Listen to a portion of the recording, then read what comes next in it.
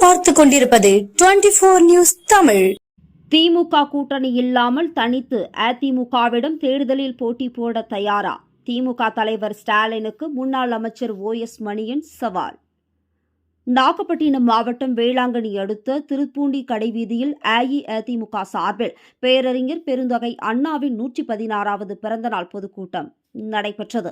இதில் கலந்து கொண்டு பேசிய முன்னாள் அமைச்சர் OS மணியன், திமுக நீட்டை ரத்து செய்வோம் என பொய் தேர்தல் வாக்குறுதி அளித்து மக்களை ஏமாற்றிவிட்டதாகவும், திமுக கூட்டணி இல்லாமல் அதிமுகவிடம் தனித்து போட்டியிட தயாரா என திமுக தலைவர் ஸ்டாலினுக்கு சவால் விட்டு பேசினார். முன்னாள் முதலமைச்சர் ஜெயலலிதா மறைந்த பிறகு எடப்பாடி பழனிசாமி 4.5 ஆண்டு சிறப்பாக செயல்பட்டதாகவும், அப்போது தினகரன் 16 MLA-க்களை பிரித்து சென்றுவிட்டதாகவும், O பன்னீர்செல்வம் அதிமுகவினரை பிரித்து சென்றதாகவும், இதனால் ஆட்சி முடிந்துவிடும் என கூறியதாகவும், ஆனால் சிறப்பாக எடப்பாடி பழனிசாமி ஆட்சி புரிந்ததாகவும் OS மணியன் பட்டியலிட்டார். இதில் திரளான அதிமுகவினர் கலந்து கொண்டனர். தனித்தனியா வா, நின்னு பாத்துருவோம், யார் ஜெயிக்கிறான்னு பாத்துருவோம், உனக்கு எத்தனை இடத்துல டெபாசிட் கிடைக்குதுங்கிறதையும் பாத்துருவோம். வா, முடியுமா? வர்றியா? எடப்பாடியாரெல்லாம் நாங்க கேட்கல, நாங்களே சொல்றோம், நாங்க தயார். தனித்து திமுகவை சந்திக்க அண்ணா திமுக தயார். திமுக தயாரா? வா. புலிக்கு பயந்தவெல்லாம் என் மேல படுத்துக்கிறான்னு நீ 16 பேரை படுக்க போட்டு வச்சிருக்கிற, மேல அடுக்கி வச்சிருக்கிற, என்னென்னமோ சொல்லி வச்சிருக்கிற, என்னென்னமோ கொடுத்து வச்சிருக்கிற.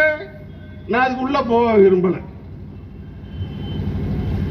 யாருகிட்டயா கதை விடுற நீ?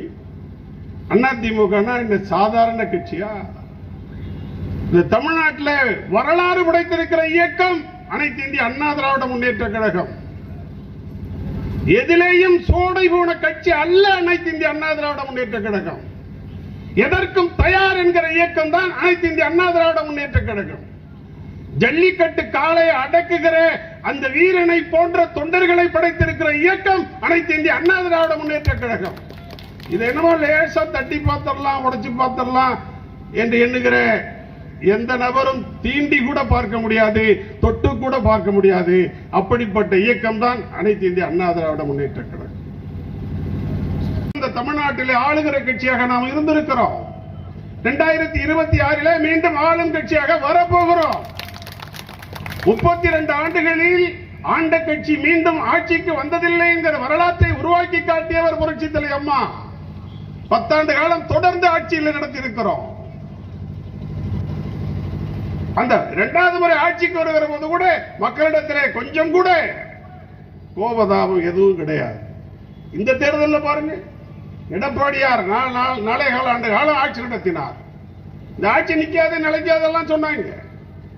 இந்த பௌர்ணமிக்கு போடு, அமாவாசைக்கு போடுன்னாங்க. இந்த வாரம் தாங்காதுன்னானுங்க.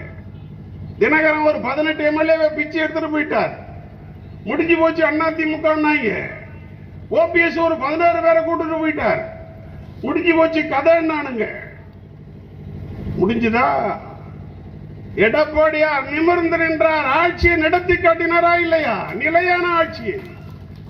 இன்னைக்கு மாதிரி காசு இல்ல, பணம் இல்ல, நாங்க என்ன பண்றது சொன்னாரா எடப்பாடியார்? என்றைக்காவது எங்க நாணயம் வியாபாரம் ஆகும்னு கூப்பிடுறாங்க.